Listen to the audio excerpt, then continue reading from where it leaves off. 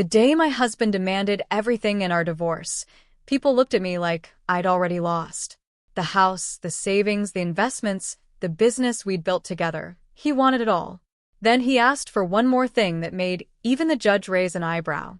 My lawyer whispered that refusing to fight was the biggest mistake of my life. So I signed every page without arguing. My husband walked out of that courtroom smiling like he'd won everything. What he didn't know was that the one thing he desperately wanted came with a truth he never saw coming, and within weeks, he was begging me to take it back. My name is Emily Carter. I'm 39 years old, and the day I agreed to give my husband almost everything in our divorce, people looked at me like I'd completely lost my mind. Even my own lawyer leaned across the conference table before the final hearing and whispered, "Emily, we can still fight this." I smiled and quietly shook my head. "No," I said. "Let's finish it." Daniel and I had been married for 19 years. We built a comfortable life together from almost nothing. While he proudly grew Carter Construction into one of the busiest commercial contractors in our county, I stayed behind the scenes. I handled payroll, tax filings, insurance renewals, employee records, contract compliance, and every deadline that kept the company operating legally. Daniel loved introducing himself as the founder. He rarely mentioned that every evening I was still at the dining room table sorting invoices long after everyone else had gone to bed. For years, I didn't mind. I believed marriage meant building one future together. Then, about a year before the divorce, something changed. Daniel started coming home later. Business trips became more frequent. Phone calls ended the second I entered the room. When I asked if something was wrong, he always smiled. "You're imagining things." A few months later, he asked for a divorce. His explanation was painfully simple. "We've grown apart." During mediation, his attitude completely changed. He demanded the house, the company, our investment accounts, the vacation cabin, even the classic truck my late father had left me. My attorney objected almost every session. Daniel refused to compromise. He acted like every dollar existed because of him alone. Finally, on the morning everything became official, I signed every document placed in front of me. Daniel couldn't hide his smile. As we walked out of the courtroom, he confidently thanked his attorney and said loud enough for me to hear, "That was easier than I expected." My lawyer stared at me in disbelief. "You just gave away your entire future." I looked back once at Daniel before quietly answering, "No." I gave him exactly what he insisted on taking. The first week after the divorce was strangely quiet. Daniel moved into the house alone, proudly posting photos online about his fresh start. Friends congratulated him. His new girlfriend appeared in several pictures almost immediately. Judging by the comments, everyone believed he'd come out of the divorce with a perfect life. I never responded.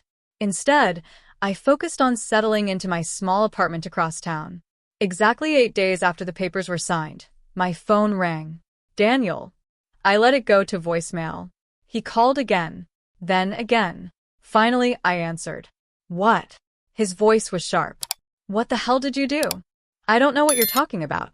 The insurance company says our commercial policy needs updated compliance documents. They claim they're overdue." "I wouldn't know." "Stop playing games, Emily." "I'm not." He let out an angry breath. "The city also sent letters about permit renewals. 3 clients are refusing to release payments until paperwork is completed." I quietly listened. Then I asked one question.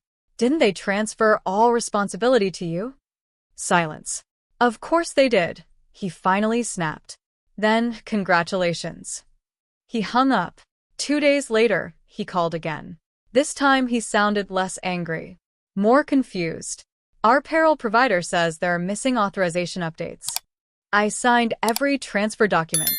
"The accounting software keeps asking for reports." "I don't have access anymore." "The suppliers are refusing new orders." "I can't help you." His frustration was growing. Mine wasn't, because I hadn't sabotaged a single thing.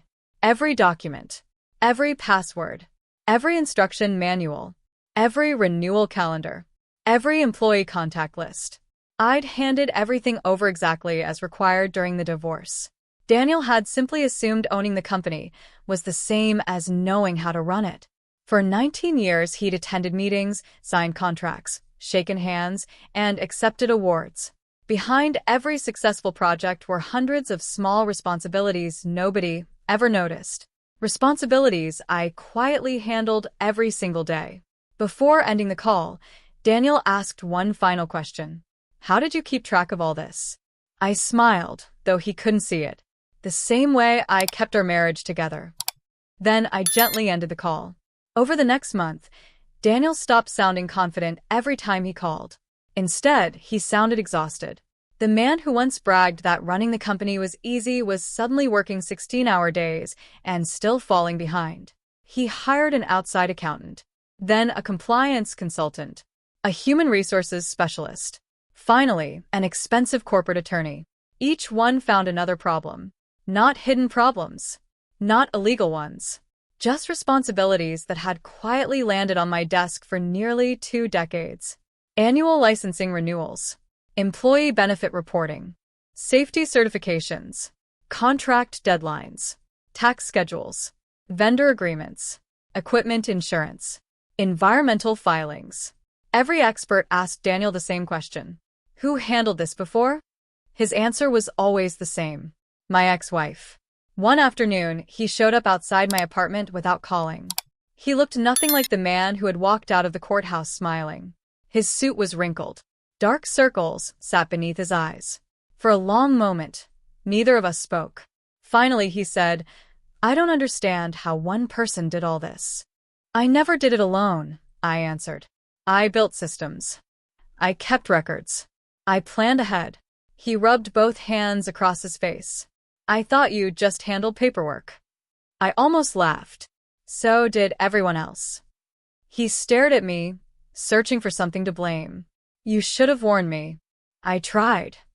I reminded him about every time I had asked him to attend compliance meetings.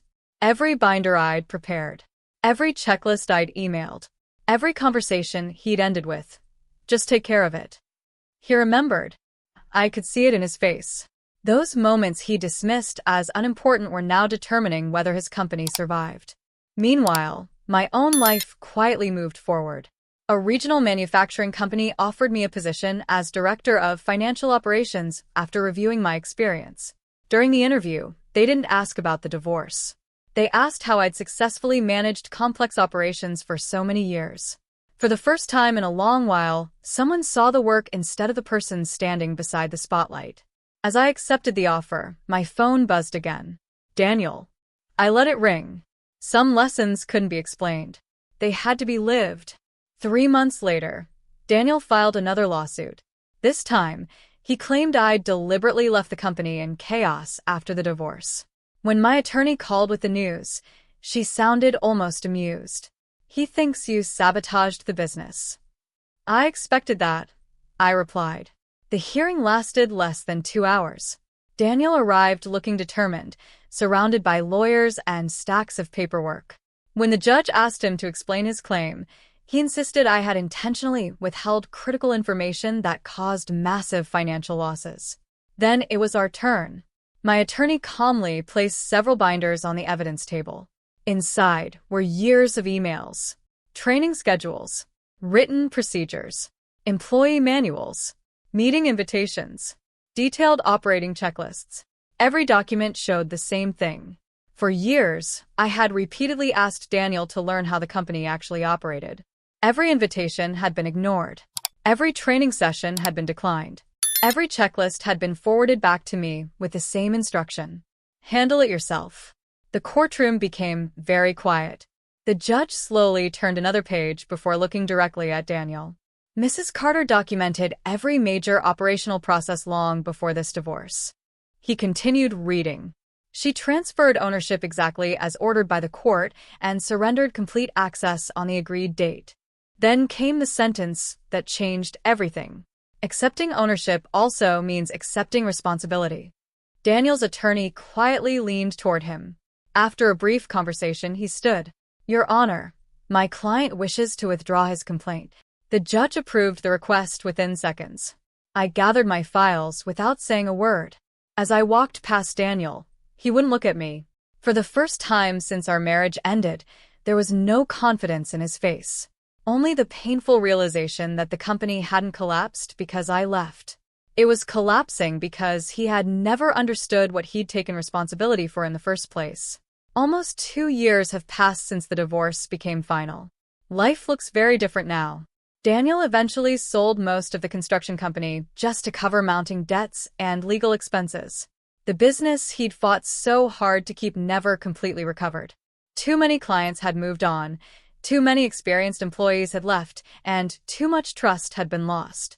His relationship with the woman he'd started dating during our marriage ended not long afterward. Without success holding everything together, their future quietly fell apart. As for me, I finally discovered something I hadn't realized for years. Peace has value. I bought a small house with a garden that takes exactly 20 minutes to maintain. I work for a company that values my experience instead of taking it for granted. When I leave the office each evening, my work stays there. For the first time in decades, my weekends actually belong to me. Sometimes people ask whether I regret not fighting harder for the house, the investments, or the business. I always smile, because they still think those things were the real prize. They weren't.